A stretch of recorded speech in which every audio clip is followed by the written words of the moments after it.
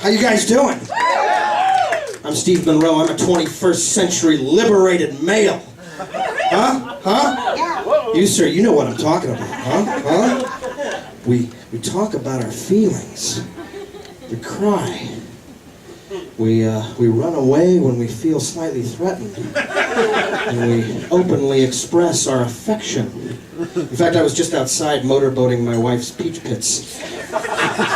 Don't laugh. It's how I deal with anxiety. So I'm motorboating. At mid-motorboat, I begin to softly weep as I reflect on life's fragile beauty.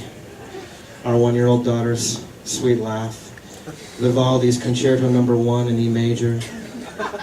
And the poetic splendor of Kevin Kline's circa 1977 mustache. Oh, I'm a fan of the mustache. I love the mustache. I like wearing the mustache. I had one recently, but I shaved it off. See, mine was different. A mustache connotes hipster sophistication. Huh? You know. Mine was totally different. Mine was a mustache. A Wilford fucking Brimley mustache. You know? Yeah. And I had to shave it, though, because the style of my mustache was so powerfully offensive that it drove my wife and daughter to tears. So I shaved, but I miss it. I miss my mustache. I enjoyed being held to a different, much lower standard by virtue of the coarse hair on my upper lip. I enjoyed the feeling of being a total douche. Almost even bought a Corvette. Yeah, that's when I knew I had hit bottom. I was standing there in the showroom of the vet dealership, sobbing. Yeah, so I shaved, but I miss it. You see, my mustache ventured quite some distance down either side of my mouth.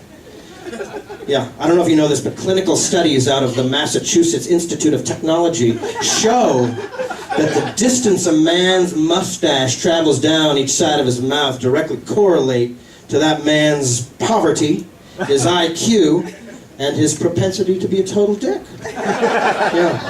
Yeah. So what they found is that if it travels a fourth of the way down, then you likely make a habit of sipping Jack on your front stoop on a ripped couch. If it goes halfway down and then you also sleep on a soiled mattress you found outside your apartment one day on the sidewalk with a girlfriend who's also your cousin, who's 20 years younger and also appeared on an MTV reality show.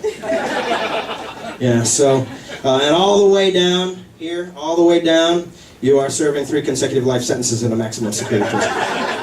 So mine went 3/4 of the way down, just shy of incarceration. So I shaved, and I miss it, but alas, I am a 21st century liberated male, you know? And it's a new age. Our DNA is different. The modern man's DNA has evolved. We have been naturally selected in order to survive with the formidable demands of the modern female. That's right, that's a lot of words there, it's heavy. Think about it, though. The modern man's DNA is different. Our fight or flight instinct has fled from our DNA. That's right.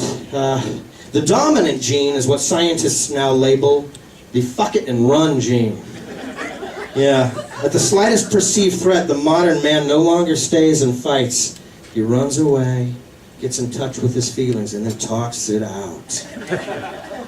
That's what I'm here to do with you guys tonight. I'm going to bring it down a little bit. This is serious. 3 years ago, I was assaulted. Yeah. It was dark, it was cold. My assailant was vicious, intent on my total destruction. I went outside to take out the trash for just a moment, but it was a moment that would forever change the trajectory of my life. And there he was, rearing up in an overtly aggressive, predatory posture, feasting on the discarded crust from the prior night's Red Baron pizza. The badger had such disdain in his eyes that I froze, completely forgot about the rape whistle I routinely wear around my neck, forgot about the pepper spray I carry in my hip pack. I froze.